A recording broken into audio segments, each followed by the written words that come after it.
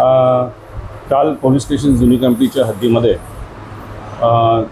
दुपारच्या वेळेस आम्ही ड्रोनद्वारे संपूर्ण परिसराची पाहणी केलेली होती आणि यामागे माननीय पोलीस आयुक्त नागपूर शहर, माननीय सहपोलीस आयुक्त नागपूर शहर, माननीय अपर पोलीस आयुक्त उत्तर प्रदेश विभाग नागपूर शहर, माननीय पोलीस उपायुक्त झोन 6 आणि माननीय सहाय्यक पोलीस आयुक्त कामठी विभाग यांच्या दिशानिर्देश आणि मार्गदर्शनाखाली ड्रोनद्वारे संपूर्ण परिसराची पाहणी करण्यात आली।